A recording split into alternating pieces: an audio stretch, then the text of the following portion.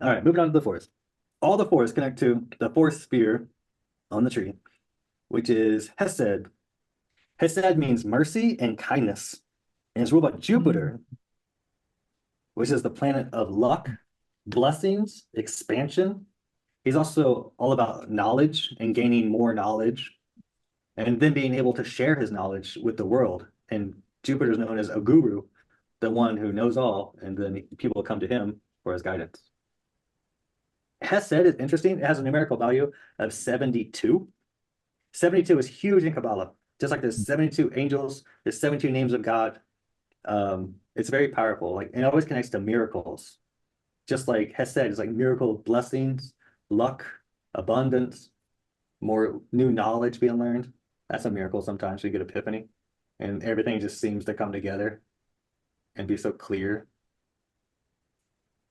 So all the fours connect to something like that: expansion, luck, mercy, desire to know more, learn more. So we got the Four of Wands is the first one. This is the wedding day card. So people get married underneath the hoopah. And the hoopah represents the new house, represents the new life, the new chapter they're about to embark on. And they're going to do a really strong commitment. And they're hoping to expand their lives together and start a family, maybe start a business, maybe even hand over like a family business because they get married into the families. It's usually like a business deal. And then if they handle those small responsibilities and of the new house, then they're promised the keys to the kingdom where they can become king and queen of the castle that's in the background. So this is a day of just receiving tons of blessings where all the focus is on them and they just feel at their peak and their most beautiful, their most happiest time in their life, on the happiest day of their life. And they have nothing but a bright future with a yellow card in the background. And then you have family behind them. And then there's a bridge, that white bridge, which you'll also see in the Five of Cups. And so that bridge just shows how these two people are bridged together. Two families are bridged together. And also how the hoopah's the house, it will bridge to become a castle later on the road. If they can prove that they can handle the small stuff, then they could become the king or queen later, if they prove their worth. So it's like you promise expansion, and then later, if you can handle that, you get more expansion. It's just really happy. If you count the branches, you get six on the wands, six branches. Six connects to Tiferet on the tree, which is ruled by the sun. And it's like brings everything to the bloom to the peak level. So this is just shows they're at their best. They're booming. They're radiating. Even the bride, this is when she's the most beautiful on this day. And it's a day of blessings and starting new chapters. And also Jupiter is a planet of blind optimism. Just I just know everything is gonna be fine. I just know it. And because they're so optimistic, it usually manifests, kind of like a law of attraction. The next cup, I'm sorry, the next card's the cup, the Four of Cups. See, this guy, he's stubborn, and he's underneath his apple tree. I'm not 100% sure it's an apple tree, but I like to think apple tree.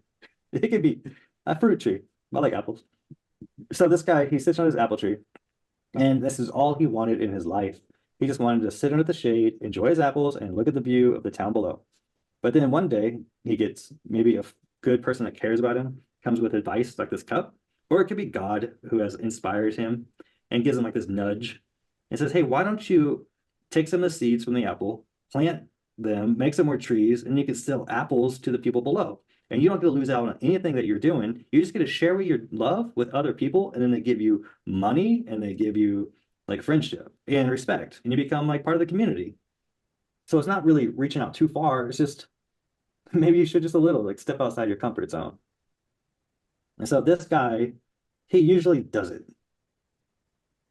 but he's just a little reluctant to change because trees take a long time to grow. Just like any type of goal you have, it takes a long time. And then once you get it accomplished, you feel like that's it. I'm good. I can retire now. But sometimes, well, there's more you could do.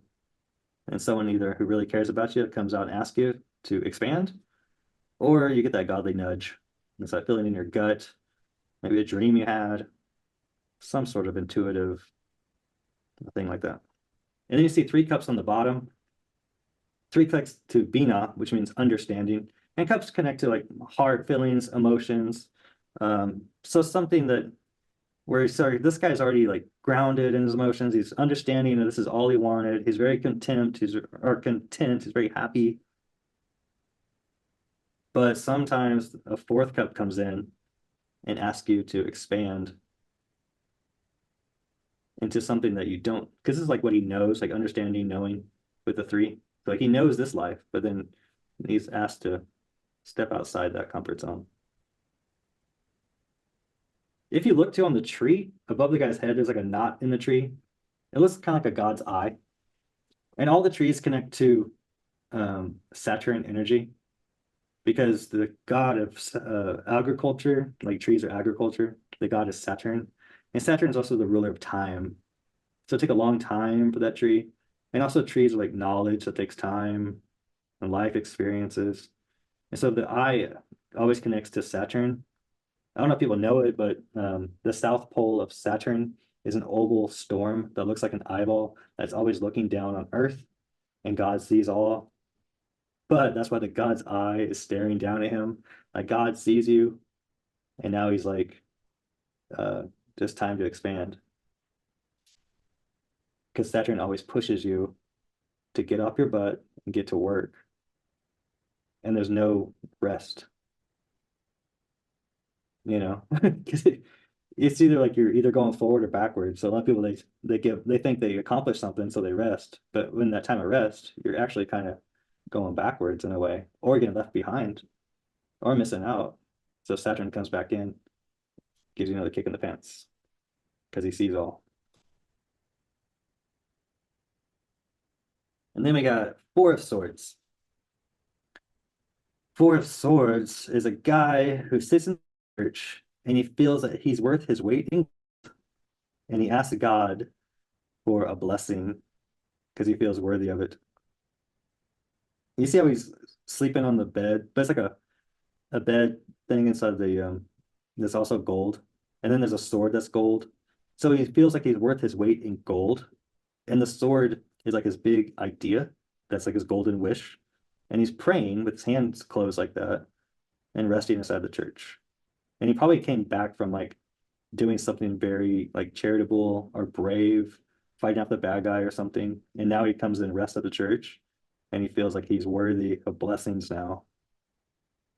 And then if you look at the swords above his head, they're all gray in a row, and there's three of them. So three is like Bina, which is understanding. So it's also through contemplation. So it could show, and then the gray, so all together can show like his plans. He's trying to figure out, this is my plan in life, this is what I want, and I'm doing everything I need to do, taking all the actions, but I'm not really seeing the results. It's like, what else do I have to do to get my blessings? And so he goes out and he tries to do charity work, or he fights off like a dragon or a bad guy, and he feels like he's worth his weight in gold now, and he sleeps on a big golden wish of what he really wants. A lot of times this card, it can show like if you really want something, maybe sleep on it and you get answers the next day. Or just feel like someone feels worthy enough to ask. Some people in a relationship thing, they'll be like, is he ever gonna come to me?